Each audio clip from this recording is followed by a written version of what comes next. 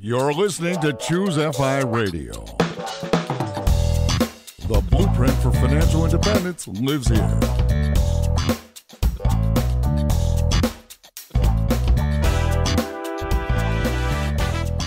If you're looking to unlock the secrets to financial independence and early retirement, you're in the right place.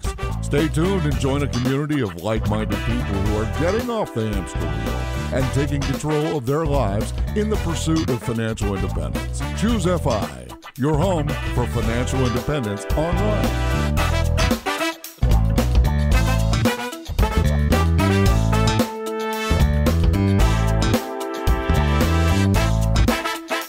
Guys, welcome to the Choose FI Radio podcast. Today, we are going to be speaking with Don Wettrick, who teaches an innovation class at Noblesville High School in the suburbs just out of Indianapolis. My understanding is he basically heard a Daniel Pink TED Talk that lit a spark and convinced him that he wanted to have a larger impact on the world. He took this idea to his principal, and they are radically transforming the educational process through this innovation class. While most kids are simply trying to beat the curve, his students are creating business plans, filing patents, and giving lectures at Stanford. So today, let's dive in. Let's extract every little bit of actionable information that we can get from Don. Let's find out how this class actually started and the results he has seen as he took this from something that was in his imagination to something that he has now created. There's proof of concept. Let's find out how we can take what he has learned and implement in our own lives and in the lives of our kids as we all enter into this brave new world and gig economy. Really, really excited about this. And to help me with this conversation, I have my co-host Brad here with me today. How you doing, buddy? Jonathan, I am doing great. Yeah, I've been looking forward to this episode with Don for quite some time. He really encapsulates many of the tools and the attributes that we talk about on this podcast. The first and most obvious is get up and take action. Also, something that you brought is there is no they. There's no they coming around the corner to save everybody. It has to be you. You need to stand up. And in Don's case, he was a teacher, a high school teacher, and he looked at a problem and he decided to take action. He became the they. That is the coolest aspect of this. And I just can't wait to hear what him and his students are up to. And this should be a wonderful conversation. So with that, Don, welcome to the show. Quietly blushing in the background. Thank you, guys. Appreciate the nice introduction. No, you're welcome, but it's all well-deserved, and you actually have proof of concept at this point. And while I can't wait to talk about that proof of concept, I want to go back to the beginning. What are you doing, and what series of events leads you to try something that no one else is doing? This isn't something where someone else had this thing and it was just working, and you just replicated it. You started from scratch. Where does this come from? The origin story is, and I still have this email to this day. It was an email that said, "Watch this." This was like 7 years ago, and it was Daniel Pink's TED Talk. My borderline ADHD kicked in and I had to watch it then and there. And so it was on my lunch break and I watched it and I was like, whoa. So if our unit of monetization in school is grades, do kids learn in spite of grades? I showed it to them the next period and I let them watch it and they're like, hey guys, what do you think? And they're like, kind of cool. I think at the time I was teaching, this was a freshman English class. And I said, well, what if I gave you a day a week, like Friday, where you could work on the things you've always wanted to work on? And they're like, yeah. And all of a sudden they started falling in love with the idea. Like, yeah, like I could do things that I always wanted to do. And I'm like, yeah, I mean, wouldn't this be cool? Because Dan gets in there and talked about, how Google made a lot of their famous inventions during what they called the Google time. So I started it. And mind you, I shouldn't have started it in April because, it's the school year's almost over. So anyway, I got it off to a start and thud. They said that they wanted to do these things, but actually doing it, they just sat and they looked at me and they waited for instruction. And I was like, wait, these are the things you said you wanted to do. Yeah, but how am I going to get a good grade on this? How am I going to get an A? And I'm like, wait, this was almost the opposite of that. Like, what do you love? What do you want to do? And that is when I quickly realized, A, we reap what we sow. We've told students for years to sit down and shut up and wait instructions. Now, all of a sudden, I told them to go without instructions. That didn't compute. And even though they like to say that, it's like somebody saying like, I'm going to be an influencer on YouTube. Well, how many videos have you recorded? Well, none. But somehow I'm going to be an influencer. And so I was like, guys, you told me you wanted to do this. Yeah, we did. And it was funny because in reality, the 20% time, as then it was called, it worked for about 20% of my students. And they were the C&D students. it got off to a rocky start. But that's also when I learned that really it's not their fault.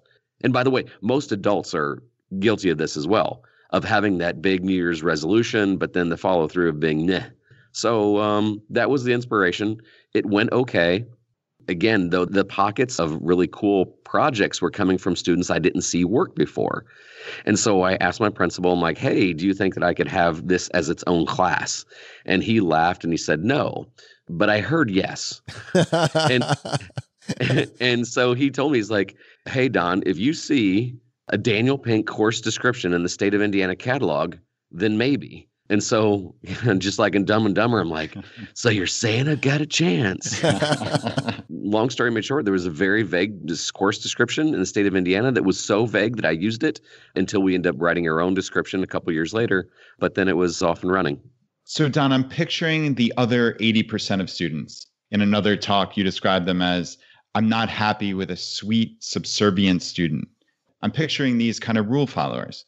Where does that stem from? Have you ever looked back to the elementary school level or even before, maybe to parenting, and see like when does that shift occur? When a kid is curious? So yes. Yeah. I'm so glad you asked that. You can almost exactly point to third grade. And I don't know, well, actually I know where you guys live, but I'm just going to take a guess that in most states, the state standardized test starts when? In third grade. Kindergarten. I mean, think about how great show and tell is.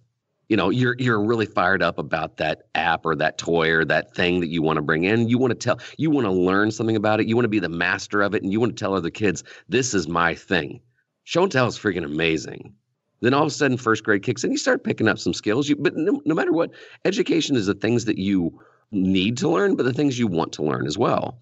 Then all of a sudden, this super serious thing kicks in that the school might lose their funding if you don't memorize these useless set of facts. Oh, you know what? I shouldn't say that. I'm being unfair. If you memorize these set of facts that may be important or may not be, and all of a sudden, school shifts from wanting to learn to forcing you to comply. And that's the biggest difference. And yes, it almost universally starts in third grade. And by the way, this isn't just me pontificating. This is actually data. They've been looking at when kids stop liking school, and it's third grade.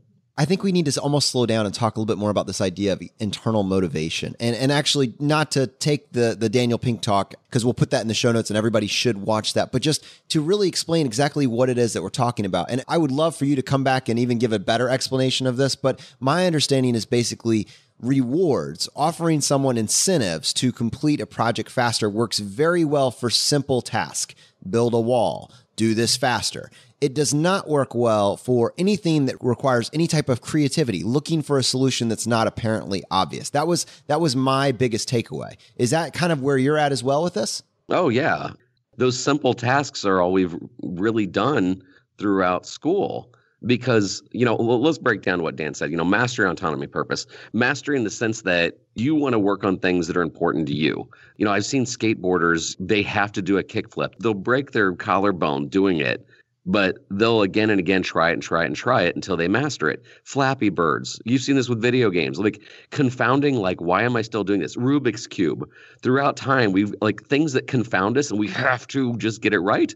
We want to get it right. It's an 8, right? So then you got autonomy. Could you just leave me alone for a little bit?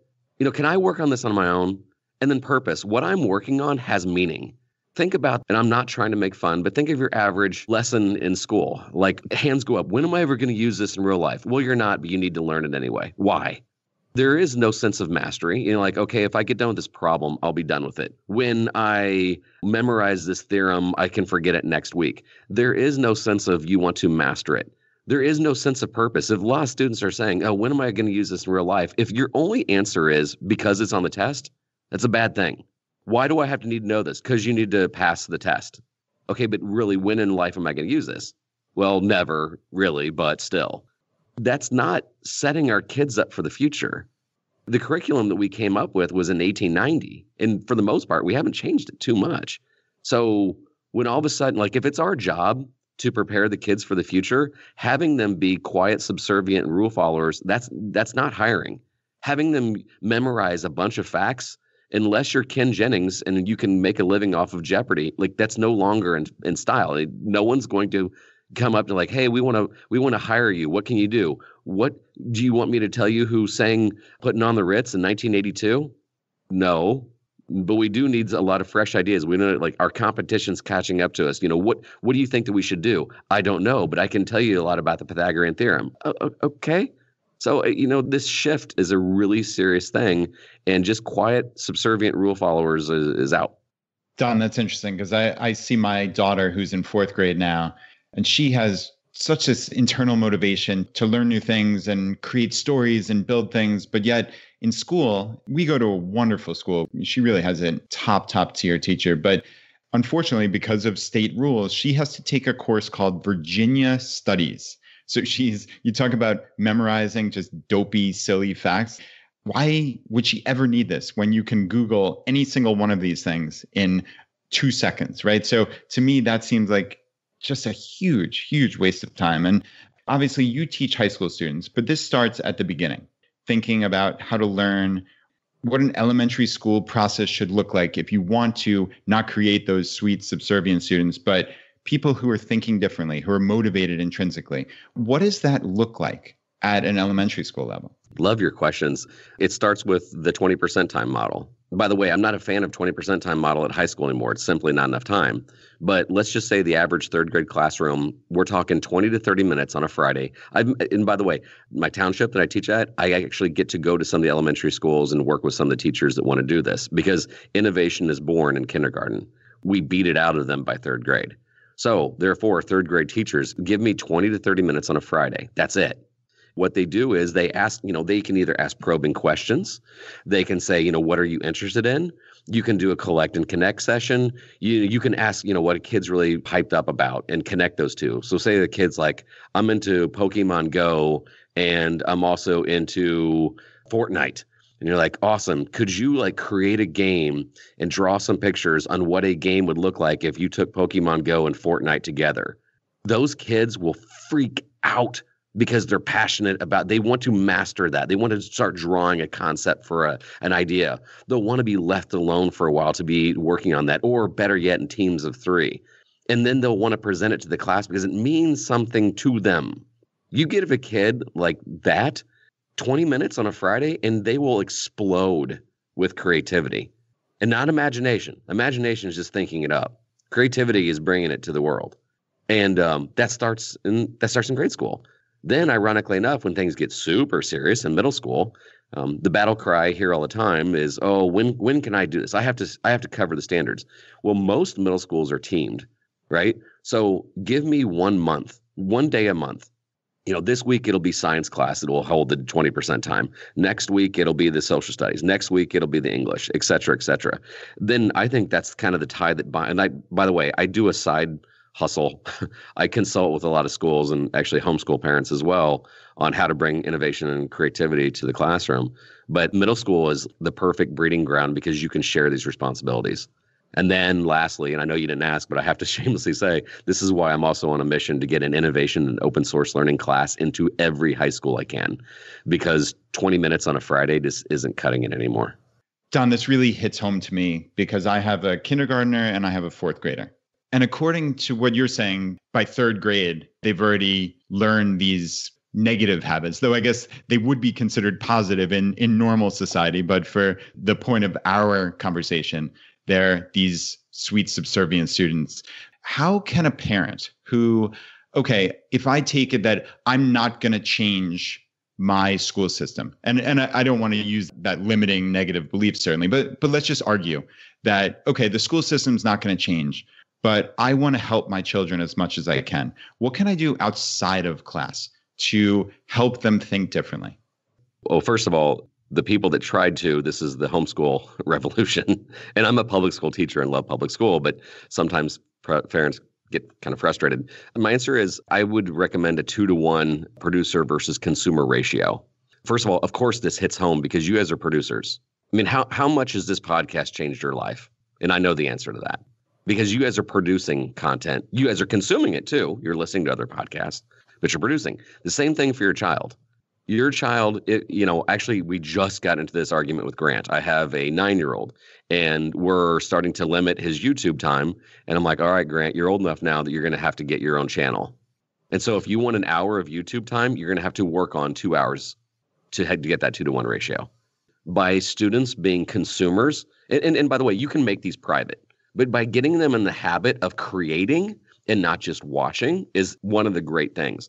And then also having them deep dive into passions they already like, creating something new. Should your daughter going back to my own daughters, should your daughter go like My Little Pony? Is there a different character you could create? And what kind of traits would they have? How would they blend with the other ponies? What kind of conflict would arise with the other ponies now that you introduce this pony, et cetera, et cetera? Because they already have this, oh, I freaking love My Little Pony. So they're going to already probably work on it. It's not going to be a punishment. And if mom and dad think it's cool, then you're also doubling down that bond of I value what you value. And they can start becoming creators however young you want, to be honest with you. Now, the exploitation of it, I mean, I've seen some YouTube channels that it's a borderline on child labor laws because mom and dad are obviously trying to make money off of, their 8-year-old son unboxing toys. But I really would like for them to be more producers than just consumers. As I'm thinking about consumption, I think as you spend more time producing, even your consumption changes. So this is what something that I found very interesting in my own life. My idea of consumption now, like consuming entertainment, is no longer Grey's Anatomy, right? I always beat up on that show. Rather, it is learning a new skill set for my job. It's infotainment. That's kind of almost a natural paradigm shift as you go farther down this producer lane, because that becomes your hobby, because that becomes your joy. You end up wanting to consume entertainment that will then allow you to produce better. I mean, that's just a weird thing that I've noticed in my own life. And I'm wondering, do you see that replicated with the kids that you're working with? Iron sharpens iron. And yes, it does. Matter of fact, I always sound like Johnny Cocker when I say this. I want to create seekers and peakers, not moaners and groaners. And by that, we as a class start to become our own little group. And we together seek opportunities. Instead of just looking out at the world and saying, oh, everything sucks. Like if we're listening to what things suck. Because then my students go, oh, there's a solution to there. And here's kind of circling back to your answer. When you congregate with people like these, you can peek around the corner. You can have conversations. You go from not listening to some mindless, stupid TMZ-laced awfulness, and instead you start listening to Freakonomics. You start listening to Tim Ferriss. And the moaners and groaners out there aren't going to create anything. And so, yes, I'm exactly like you. I haven't watched a sitcom or a drama or I think maybe I saw the last Star Wars, but I feed my brain now, and that has changed universally. Matter of fact, funny side story. This is almost the origin story of my daughter's podcast. I do a fair amount of keynote speaking, and there was one that was drivable. It was in Illinois, and I was driving. We were listening to the radio, and all of a sudden there's Celebrity Minute, gossip, trash came on. And before I could turn the channel, Ava just started going off. She's like, this is our problem, Dad. I'm like, what? She's like, my generation, she's Generation Z. She's like, my generation will tell you all things about what Kim Kardashian just said, but they don't even know who Tim Ferriss is. They have no idea who Naveen Jain is. And that's a problem. Brad, you're going to be having these conversations with Anna in 5 years. Get ready. That's what's coming your way. I love it. And so I was like, yeah. And she's like, Generation Z needs better mentors. And then she paused. Mentors. Dad, I've got it. I'm like, what's that? I'm going to introduce my generation to better mentors. I was like, Ava, that's a really good idea. And then Ava being Ava, she's like, and I don't need your help. And I'm like, why? And she's like, because I've got a podcast of my own. She's like, well, I don't think I'm like going to be robbing guests from you. I don't need that. I'm going to find my own people. I'm like, oh, okay. So backing up what you just asked, even that, it's shaping the way she looks at the world too.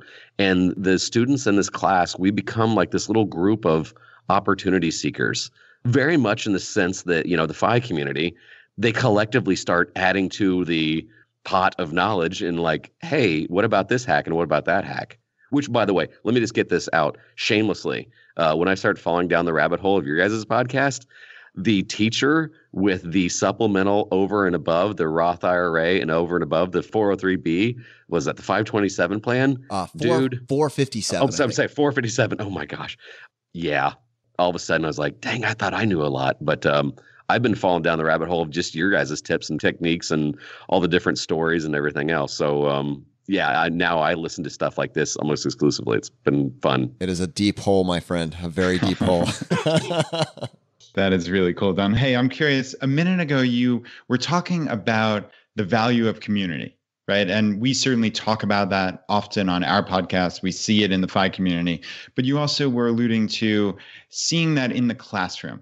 And I wonder if there's that sense of camaraderie from the students in this innovation class that, hey, maybe this isn't the norm, but if the 20 of us are doing it, then maybe it is normal. And I guess to kind of piggyback on that, how do you see them helping each other on their path to thinking a little bit differently?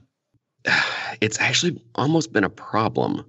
And the reason why is we become so tight-knit within this community. And yes, we do help one another, that I hate to say this, it starts to affect some of the relationships with the people not in this class. Once you can think for yourself, well, okay, again, the microcosm of my daughter listening to, let's all stand by for what Kim Kardashian said. She's like, she'll make fun of a kid for that. If somebody's obsessed with what, and I don't know who some of these latest celebrities are, but obsessing with, did you hear what Justin Bieber said? And my daughter would like, who the hell cares? And yes, this community within the class is like, let's be positive. It's cool to say things suck. It's cool to say, I'll never. It's cool to say, the man has kept me down. It's hard to say, I can do this. And so when you're around those seekers and peakers, then all of a sudden people are like, yeah, man, if you need help with that, you'll get feedback from the people in here and they'll give you honest feedback. Hey, your design really doesn't look good, but I can help. Meanwhile, your friends will be like, oh my gosh, it looks great. So, that community has been great within the room, but it does kind of affect some of their teen relationships with them just blindly following orders. How does it affect, once we start talking about specifically your class, so we talked about how it affects the relationship, kind of this, they've broken out of the matrix and now it's kind of hard to go back in and just pretend that everything's okay and everything should just be the way that it was before. I get that. That makes sense. What about at a granular level? You have kids that see how dramatic of an effect it is when they no longer are focused on that immediate tangible reward of a grade and they start actually creating stuff. What does that mean, though, for this freshman that's in your class that has 4 more, maybe 8 more years of grades really mattering? One, you can only be able to take this as, actually, you can take it 2 to 3 years if you want to. The earliest you can take it is a sophomore, but you also are bringing up the second negative point, and that is sometimes grades go down. We have seen what I call the Marine effect. And by that, Marines look like Marines. Really small guys get bigger and really big guys get leaner. And a Marine ends up looking like a Marine. It's scary how they're all very similar in shape and in size. So my straight DNF students start getting some C's because they're like, okay, I really want to work for this class and I can't fail out. But consequently, some straight A students start getting some B's because they're like, I'll get done with the minimum amount of homework. And if I get a B in this class, so be it. But I'm going to work on my business plan. I'm going to work on my event. I'm going to work on my podcast, et cetera, et cetera. So they start prioritizing. Now, the hard thing is that sometimes parents justifiably get a little upset. Hey, my kid used to be a straight A student. He starts taking your class and now he's getting some B's. What the heck? And I'm like, I'm sorry.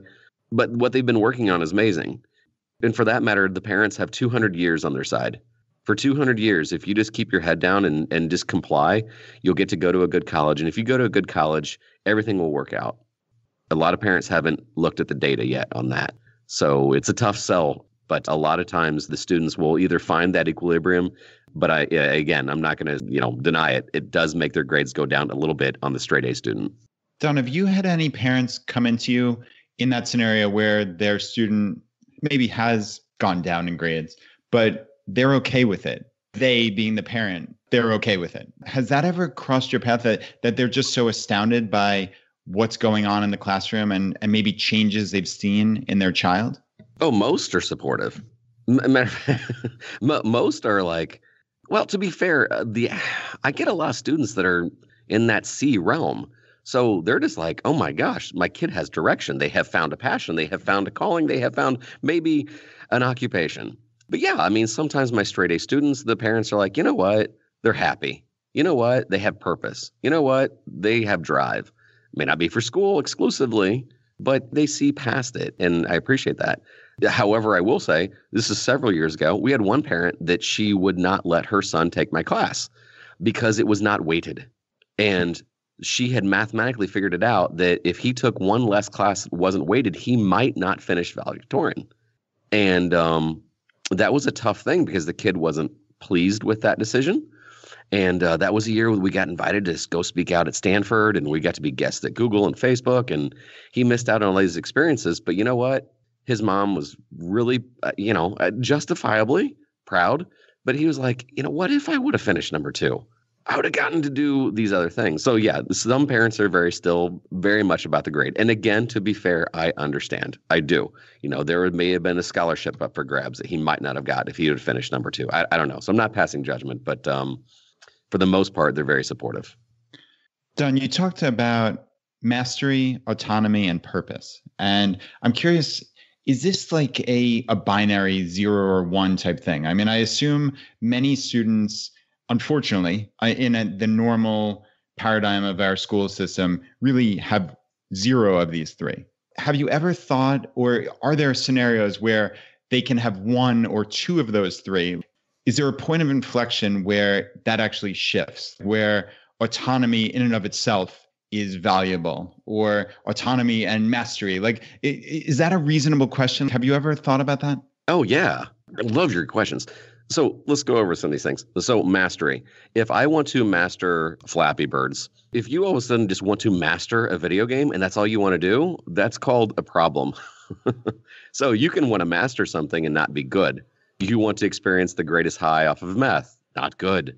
Autonomy. I just want to be left alone. Not good. And as a matter of fact, mastery, autonomy, purpose can be used for powers of evil too.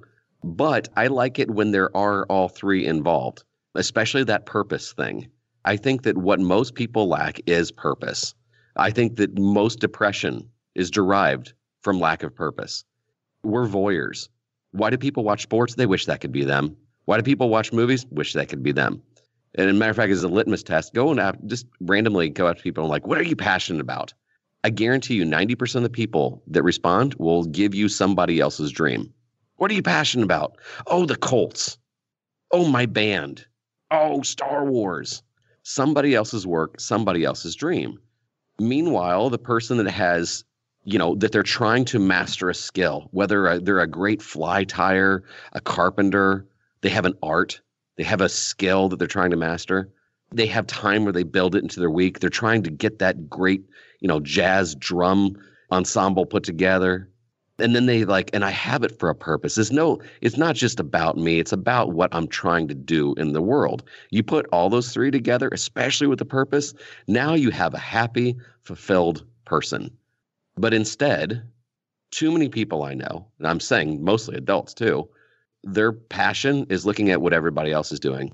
I think the greatest waste of human potential right now is Instagram and Facebook. What is everybody else doing? Why am I not doing that? I hate my life. Why am I not on vacation? Etc., etc. Put in that purpose in there and you've got a much different person. You have a much different direction in life. Twitter's totally good though, right? Yes, because that's where actually, you know what though? Twitter is more spray and pray. People don't fall down the rabbit hole as much. It's never of much in depth. It's a couple things here, a couple things there. I personally love LinkedIn. Everybody there is I shouldn't say everybody. Most people on LinkedIn are so upbeat. It's a lot of times productivity hacks. It's how they're getting better. So if I'm going to fall down a rabbit hole of social media, it's LinkedIn. All right. Very cool. Yeah, that's the part I landed on, the value of Twitter. So much powerful stuff there. And I thought what we could do, we've talked about this at the high level. I want to go granular. I want to see what is actually happening inside this classroom. And there's 2 reasons that I think there will be value for the audience. One is there's a lot of teachers in our audience. There's a lot of teachers that were looking to have an impact, are looking for a way to empower children. And for them, it's not about just helping more of them get straight A's. It's having an impact on the lives of the kids that are in their care. I can sense that. My wife's a teacher. I know she feels that. The grades are great and they may be a metric, but it's not ultimately, her purpose. Let's talk about the classroom. What's actually going on in the classroom? What does a day look like? And what have your students produced because of this way of looking at things? So the class is about 6 to 7 weeks long. And then the rest of the year is open source learning. The first 6 weeks, we start discovering how to think for yourself, how to reframe problems, some of the basics of innovation, some little sprinkled things of what we call design thinking or things of that nature. We even give them some time, about a week, to curate and have a good social media presence. No FMLs, no duck face selfies, no double middle fingers. You being a professional, which, by the way, puts them so ahead of the curve. They have advantages that are unheard of because they're 16 years old on social media broadcasting what they're doing good in the world. Then, after that 6 to 7 week training period is over, we do some things that I force them to do. And I hate to say that. Like, they start finding projects of their own that they want to work on, but sprinkled throughout the year, I ask them to go work with a struggling nonprofit. And by struggling, it can't be a staff of over 100 people. No Red Cross, no, Salvation Army. I mean, those are all great organizations, but I'm talking about like a battered women's shelter that has a staff of 3. And so a lot of times, if you can't think out the box, you can think really innovative within a box.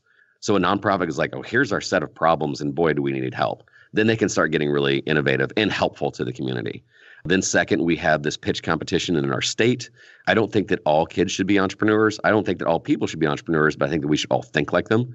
So they put together an idea pitch competition. It's healthy for them to do. And then towards the end of the year, actually, we just wrapped this up yesterday. I have them go out and help I have them help a small business within our town. That goes over very well too, just because, again, they can get innovative within that box. Projects that they have launched, oh my gosh. And like you said earlier, we have some patents that have been filed. We have, some of the cooler topics this year. We had 2 students that end up getting to know a guy in Ghana. He and then the 2 Lukes end up raising some money, forming their own nonprofit, and they've just broke ground for a school they're building. And it's not American Red Cross that's building it. They are. Matter of fact, one of the Lukes moved out there right after Christmas break. He graduated in December, and he spent about a month and a half overseeing the project. Then we've got some kids that host events. We've got some students that have been entrepreneurial. They started their own companies. We've got a couple podcasts. We've got a couple of vloggers, et cetera, et cetera. But those are the big, sexy things. The practical things I love too. Like we had, this will be near and dear to your heart. We had a student that wanted to start a stock picking club. Matter of fact, this kind of led to an interesting thing. We have a rule of thirds in my class. So when you want to choose a project, you have to submit a proposal. And the rule of thirds are as follows. Number 1, are you passionate about it? Good. And that's normally where a lot of people stop. Number 2, what skills are you going to acquire because of this project? And number 3, who does it serve other than you? And so the student came up to me and says, hey, I want to be a day trader. I'm like, all right, let's go over the rule of thirds. I said, are you passionate about it? He said, are you kidding? Holds, puts, selling short? I don't know much about these things. This is going to be amazing. I'm like, all right, what skills are you going to acquire? Oh, I'm going to be rich. I'm going to learn. I'm going to learn all these tips and tricks and techniques to my advantage. Okay, awesome. And I said, number 3, who is it serving other than yourself? Pause. He said, I don't know. I mean, I want to make money. And I'm like, okay, I respect that, but it's one of my rules. And so he thought about it. He's like, so we have like a kind of a glorified study hall at the end of the day called Academic Lab. He's like, what if I held an academic lab where I'm like a day or 2 ahead of my students? So like I could learn some of these techniques and then I could teach it to them the next day.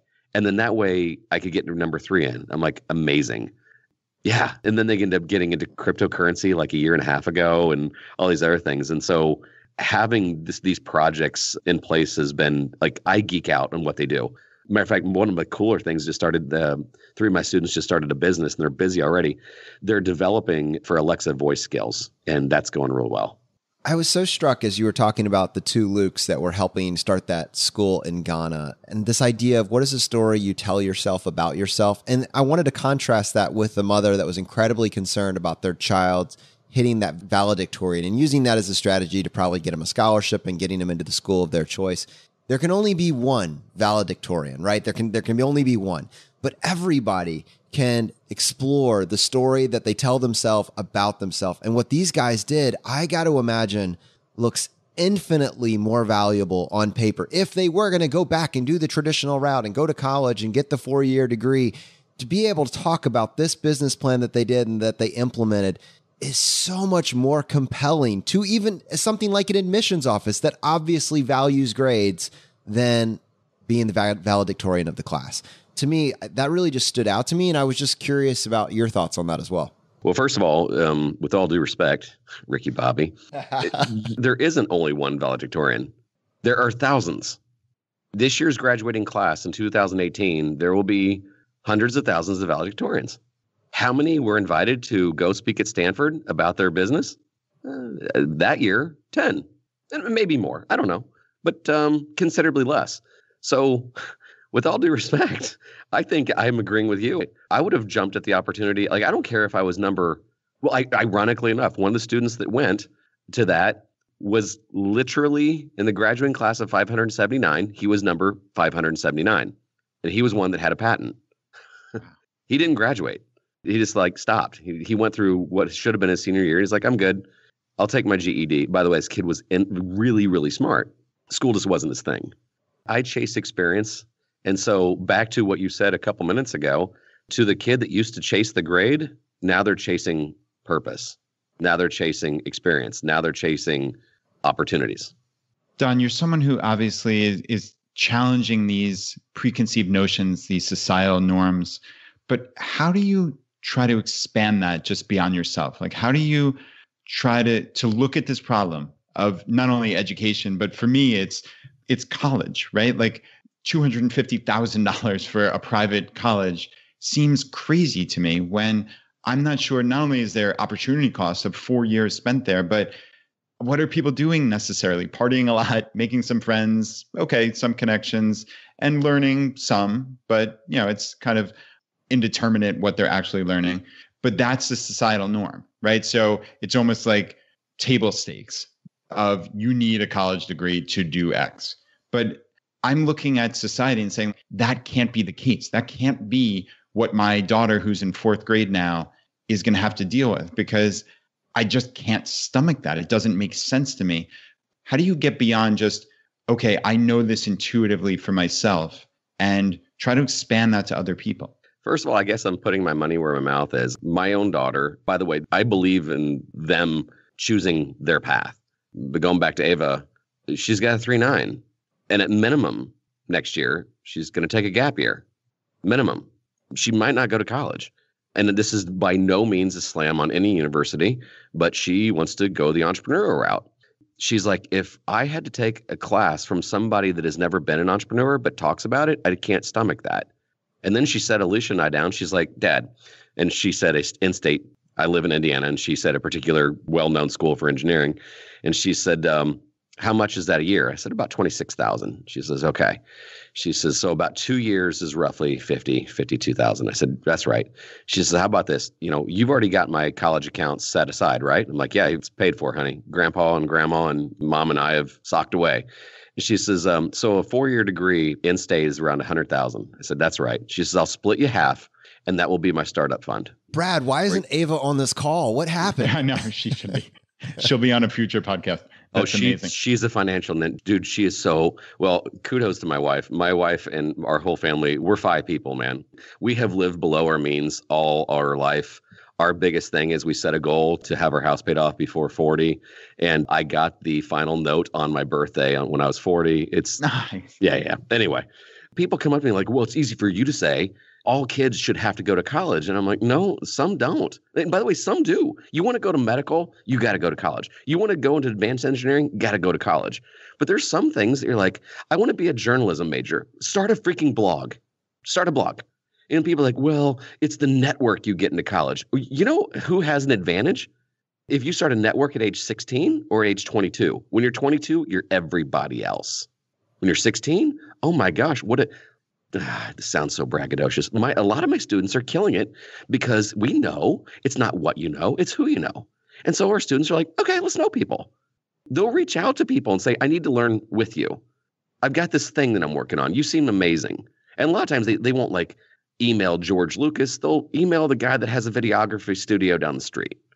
You can hack your own learning. And again, this is easy for us to say, I understand. People are like, well, you still need to have a good degree to get a job. Google that, please. As you're saying this, what's coming to my mind is you have so many people that are in their 30s that are now listening to podcasts and trying to add all this information on, and they're thinking, man, what if I knew what I know now when I'm in my teens? Like, in fact, that's one of our questions that we're going to ask you later. What would you tell your younger self? These kids are actually doing it. They're actually learning the stuff that everybody else is learning in their 20s and 30s at the age of 16. And what strikes me is really incredible is that there's so much less competition. There's so few voices that are in those teen years because they're all focusing on trying to beat the curve or get the A. There's so few voices that are going outside of that there's no competition. And so you just get outsized results for that effort that you put in. Yeah. And I think that's one thing that we're trying to change is that paradigm, or at least be a real irritant in the system. And make no mistakes, I'm not making friends everywhere I go. We're winning some people over, but then there's some traditionalists that are like, this is wrong. And it's funny because I've seen it at the bookends. I've seen more innovation from the middle than I have on the ends. And by that, I mean, if you go to a preparatory high school, they have this dreaded word called tradition, because the way things used to be will always be the way things are. And I'm like, yeah, right. We don't have to adapt. We're this class or this high school. I'm like, okay. All of our students go to Harvard and Yale and Princeton and okay, great. And then on the other hand, and by the way, I understand this, the lower performing schools are chasing safety.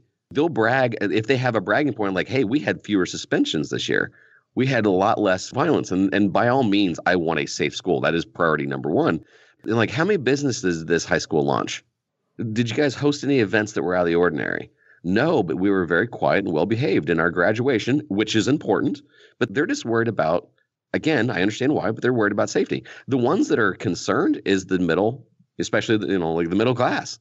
They're like, they know their jobs are going away. Like they know. No one hasn't seen a grocery store dwindle down and down and down on employees.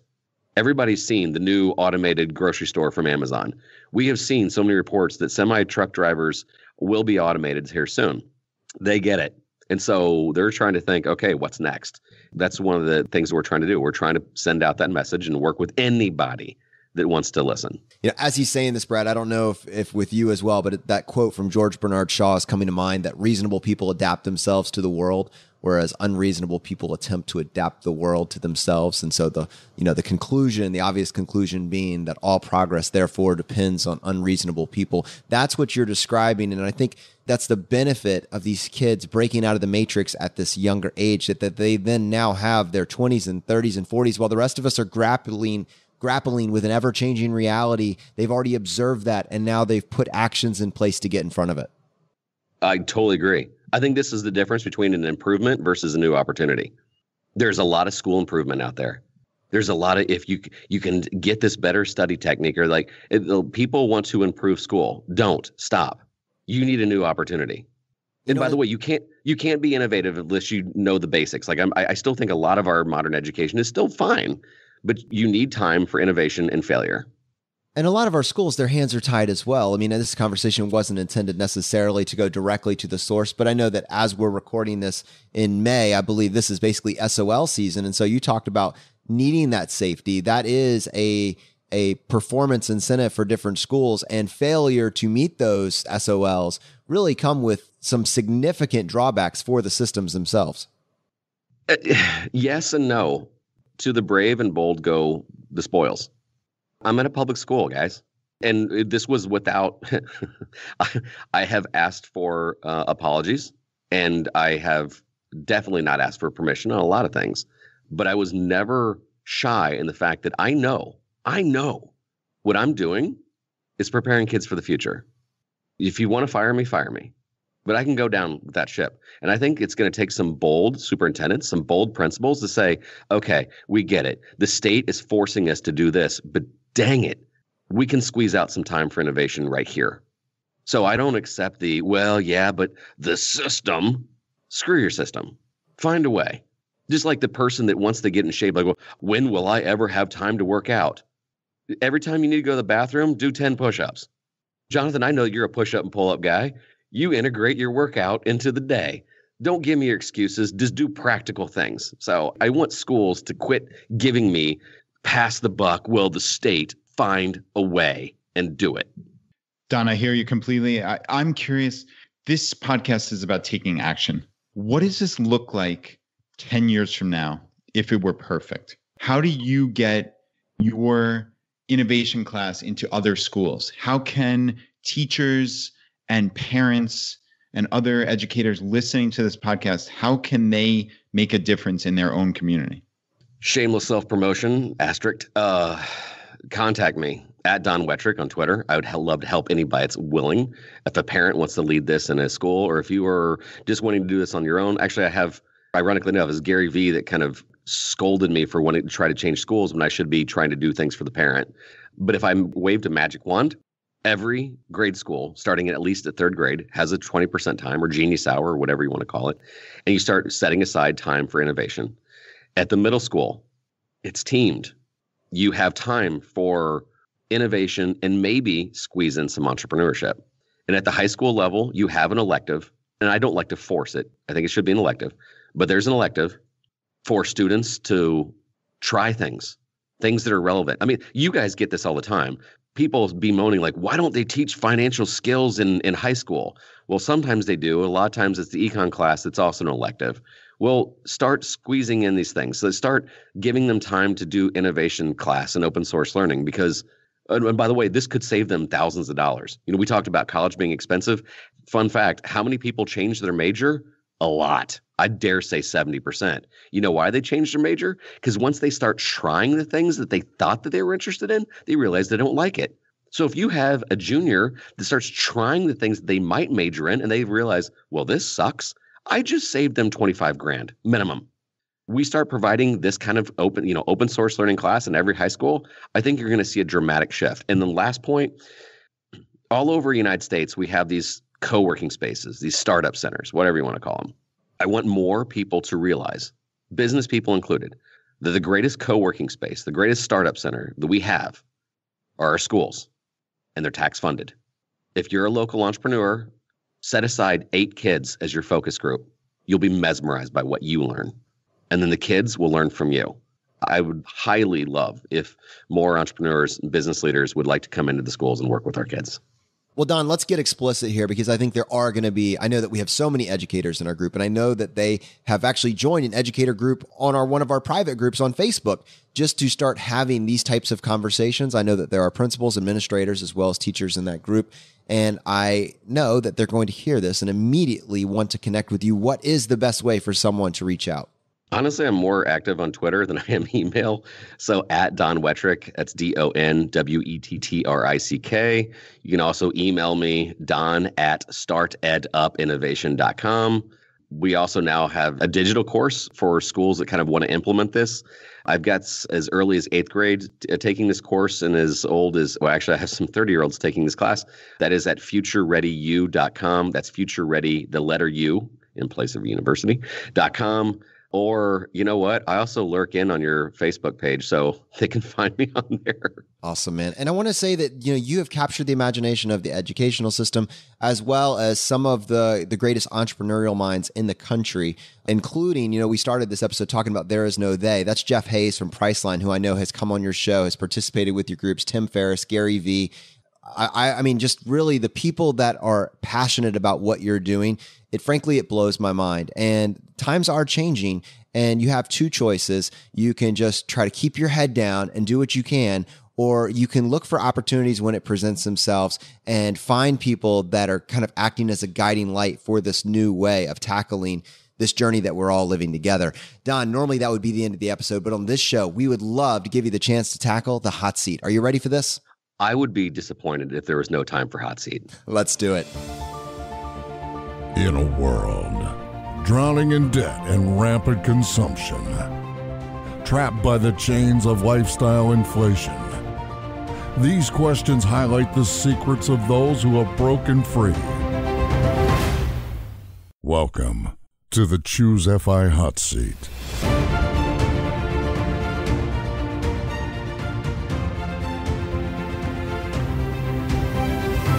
All right, Don, question number 1, your favorite blog?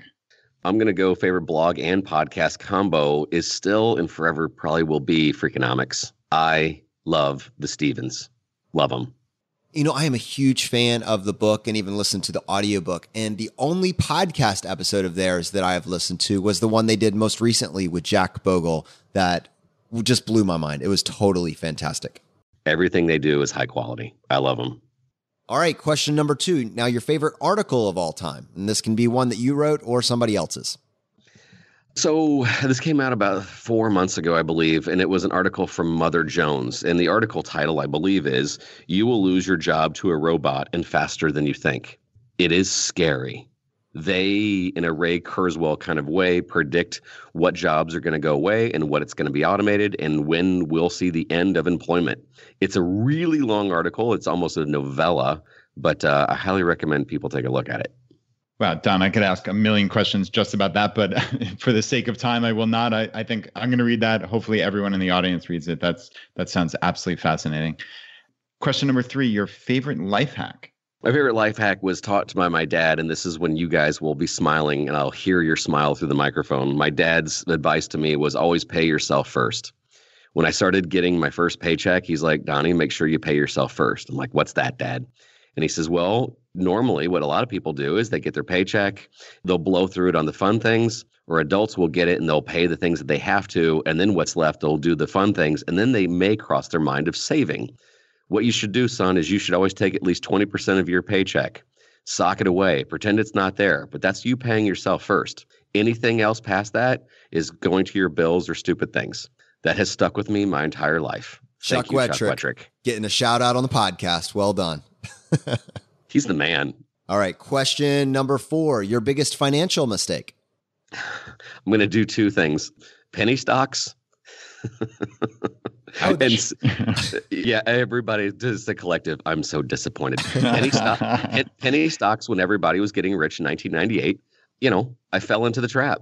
I saw some people place bets and had a couple of home runs, 1,200% rate of return, but the majority of them were lose everything. It was Vegas, but worse. There was no free drinks. And then second was right when I first got my credit card in college. I thought it was the coolest thing that I got a Cincinnati Reds credit card, and I went and bought a bunch of CDs, Jimi Hendrix Greatest Hits being the first one, and all of a sudden the bill came. I'm like, wait, this stinks.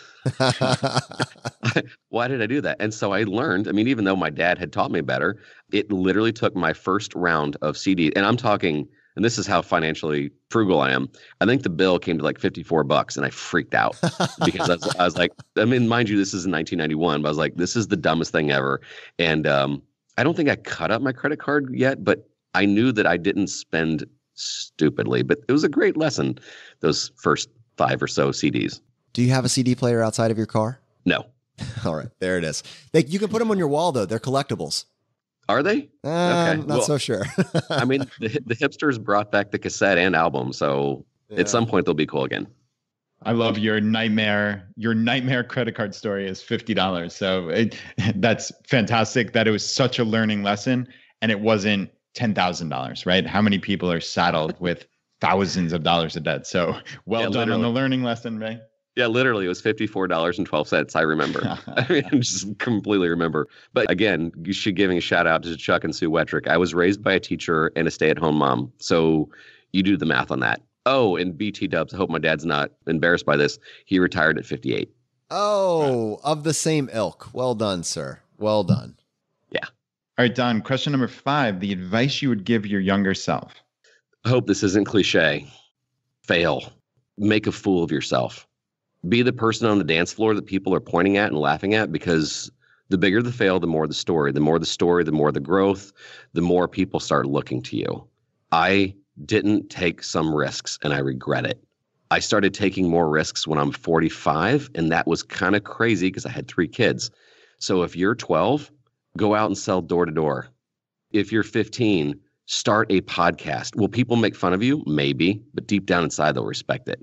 I wish young Donnie Wettrick would have been more of a producer at age 17 instead of waiting till he was 35.